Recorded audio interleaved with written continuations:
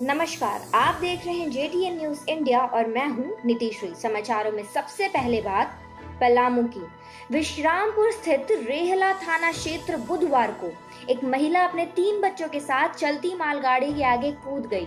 घटना में महिला और उसके 7 साल के बेटे की मौके पर ही मौत हो गई, जबकि एक छोटा बच्चा और 5 साल की लड़की गंभीर रूप से जख्मी हो गए। घायलों को अस्पताल में भर्ती कराया गया है।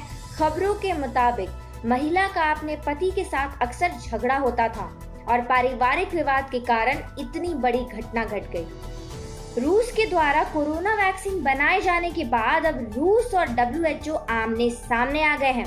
डब्ल्यूएचओ ने रूस द्वारा बनाए गए किसी भी व्यक्ति की जानकारी होने से इनकार किया है, और जिससे कोरोना काल में एक अंतर्राष्ट्रीय स्तर पर कितना बड़ा खेल चल रहा है यह भी साफ होने लगा है। जानकारी आ रही है कि रूस के राष्ट्रपति व्लादिमीर पुतिन का ऐलान होते ही सोने और चांदी की कीमत में गिरावट आने लगी है। वर्ल्ड मार्केट में सोना और चांदी की कीमत बढ़ रही थी, लेकिन अब अचानक से गिर गई है। इस वित्तीय वर्ष देश की आर्थिक गति आजादी के बाद सबसे खराब स्थिति में होगी। जीडीपी में आजादी के बाद सबसे बड़ी गिरावट दिख रही है। अर्थव्यवस्था को जल्द से जल्द पटरी पर लाना होगा, यह कहना है एनआर नारायण मूर्ति का। कोरोना की वजह से केंद्र और राज्य सरकार को 10 लाख करोड़ रुपए के बजट का घाटा होगा, इसीलिए अर्थव्यवस्था में तेल डालकर उसे पंप करने की जरूरत है, नहीं तो उद्योग और व्यवसाय नहीं चलेंगे। देश के बड़े उद्योगपति एनआर नारायण मूर्ति की बात से केंद्र मंत्री नितिन गडकरी भी सहमत है।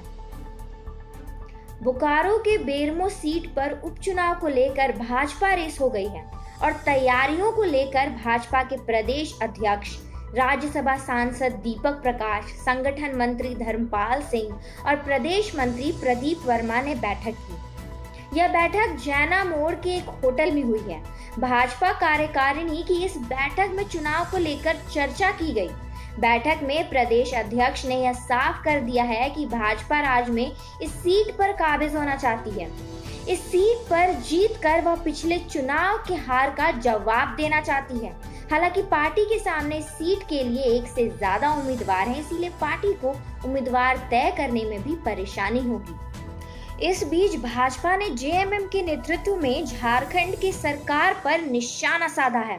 उनका कहना है कि सरकार बनने के 7 महीने बीत जाने के बाद भी ग्रेजुएट और पोस्ट ग्रेजुएट को मिलने वाला बेरोजगारी भत्ता को लेकर सरकार ने अब तक कोई कदम नहीं उठाया है और बेरोजगारी भत्ते के नाम पर हेमंत सरकार ने युवाओं को ठगने का काम किया है। गौरतलब है कि 4 महीने पहले राज्य के सभी श्रम नियोजनालय में शिक्षित बेरोजगारों का निबंधन कराया गया, जिनकी संख्या लाखों में है। विश्व हाथी दिवस पर केंद्र सरकार ने हाथियों के संरक्षण के लिए अपनी प्रतिबद्धता दोहराई है। गौरतलब है कि एशिया हाथियों की वैश्विक आबादी का 60% से अधिक भारत में है। भारतीय वनों में हाथियों की संख्या लगभग 30,000 है। देश के 14 राज्यों में करीब 65,000 वर्ग किलोमीटर में हाथियों के 30 रिजर्व है। हाथियों के दीर्घकालीन संरक्षण के लिए देश भर में 101 कॉरिडोर है। गौरतलब है कि 2017 में पहली बार देश में एक साथ हाथियों की जनगणना कराई गई थी। कोरोना के मामले में एक और जानकारी सामने आई है। क्या आपको मालूम है कि मोबाइल से भी कोरोना फैल सकता है? कोरोना को लेकर मास्क, सैनिटाइजर और सोशल डिस्टेंसिंग की चर्चा हमेशा से होती है, लेकिन कम लोगों को ही यह जानकारी है कि कोरोना कान के जरिए भी दस्तक दे सकता है। मोबाइल भी कोरोना की वजह बन सकती है, क्योंकि मोबाइल पर बात करते समय इससे जहां एक ओर कान सटाकर हम रखते हैं, वहीं मोबाइल का स्क्रीन मुंह और नाक के समीप होता है। ईएनटी विशेषज्ञ राकेश निराला ने कहा है कि मोबाइल पर बात करते समय पूरी सतर्कता बरतने की आवश्यकता है।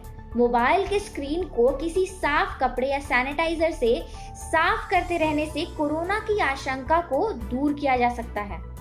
और यह खबर है देश के किसानों के लिए। किसानों के लिए पशु और खेती ही उनकी कमाई का एकमात्र जरिया होता है।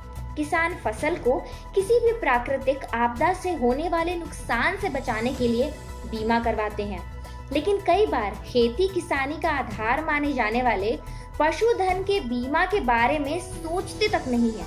बीमारी, मौसमी या दुर्घटना से होने वाले पशु की मौत से एक किसान को ज्यादा नुकसान होता है। पशु की मौत से होने वाले नुकसान की भरपाई के लिए सरकार ने पशु बीमा योजना की शुरुआत की है। यह एक केंद्र प्रायोजित योजना है जिसका लाभ देश के किसान उठा सकते हैं। इस बीच सरकारी नौकरी की तैयारी करने वाले लोगों के लिए खुशखबरी है। कई सरकारी विभागों में भर्तियां निकाली हुई हैं। योग्य उम्मीदवारों को चाहिए कि वह बिना देर किए ऑनलाइन माध्यम से नौकरी के लिए आवेदन करें। लॉकडाउन में जहां लोगों के रोजगार के लाले हैं, वहीं इंडियन आर्मी, CISF और रेलवे सहित कई सरकारी विभागों में बम्पर भर्तियां निकाली गई हैं। राज्य के कई जिलों में बालू की कालाबाजारी कई सालों से जारी है। प्रशासन की लाख कोशिशों के बाद भी इस पर नकेल नहीं कसा जा सका है। वजह है खनन विभाग की जिला स्तर पर अधिकारी से लेकर दूसरे लोग बालू की कालाबाजारी में माफिया की मदद कर रहे हैं। बालू का काला कारोबार बखूबी फल फूल रहा है। यह स्थिति कमोबेश पूरे राज्य में है। बालू की कमी और उसकी कालाबाजारी की शिकायत बार बार आने के बाद भी प्रशासनिक स्तर पर कोई कार्रवाई नहीं होना प्रशासन की शिथिलता को दर्शाता है। आज के समाचारों में बस इतना ही। आपसे दोबारा मुलाकात होगी, तब तक के लिए नमस्कार।